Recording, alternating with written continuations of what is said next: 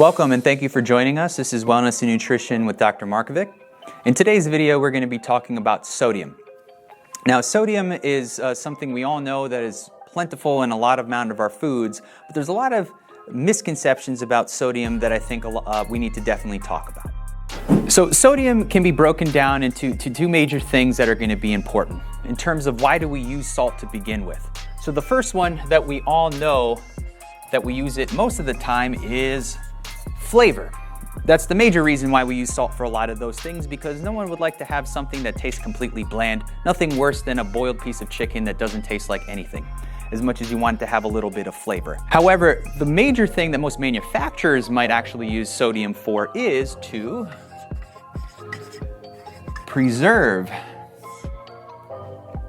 So preservatives, that is what salt is, or sodium is at its essence. So in order to make sure that products last longer and that they're actually on a shelf for a longer period of time, what manufacturers do is add sodium. So when you read your nutritional label and you see the sodium on there, that's what encompasses that. So it's for both reasons, for flavor reasons and for preservative reasons. Now, you see a lot of products nowadays that recognize that, because what salt does to our bodies, when we have too much of salt in our bodies, what it does is it increases our blood pressure. And that's an important thing to note, because the more salt that you have in your body and the higher that your blood pressure gets, well, that's just a one-way ticket to, unfortunately, being on blood pressure medications. So we obviously don't want to see that out of anybody when we can simply change our diets.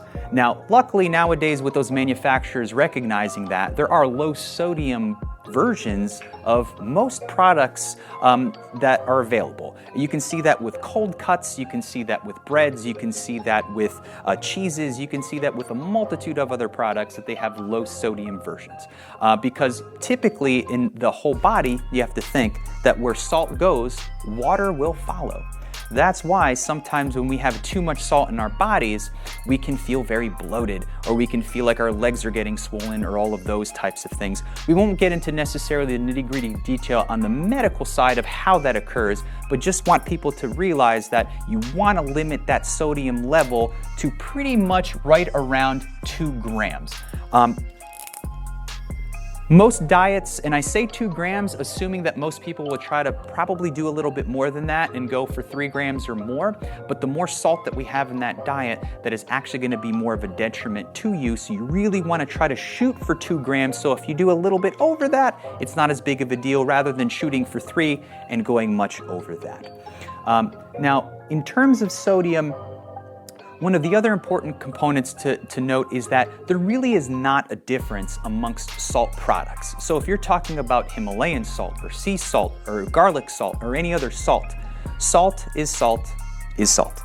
It is all the same thing. There's not really much of a difference. However, there is one difference in terms of no salt. So a lot of people, you'll see on the products something called no salt, famously made first by Mrs. Dash and Morton's and those companies. But what no salt is it has the same flavor as sodium, but this is actually potassium.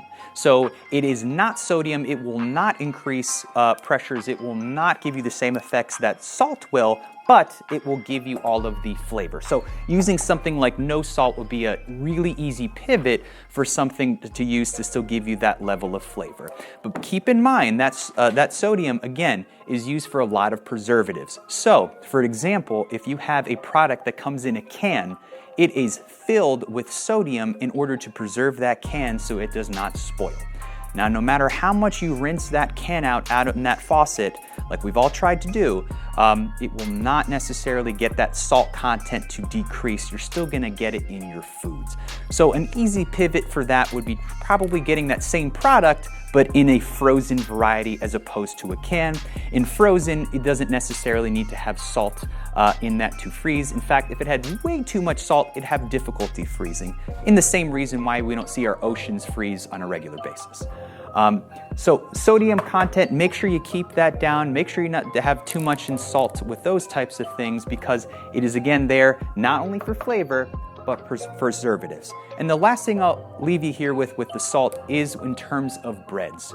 Now, for any of you who's old enough to realize or have had parents or grandparents to make them for you and had a fresh loaf of bread. Fresh loaves of bread will only last you about 1 or 2 days before it becomes hard as a brick, and then it becomes either French toast or it becomes food for the birds. As opposed to if you add sodium in it, like they do with most of our Arnold bread and Pepperidge Farm and all of those types of products, it stays nice and soft and supple on top of our fridge or our counter or wherever we need it to be for a long period of time. And the way that it stays that soft and that supple is sodium.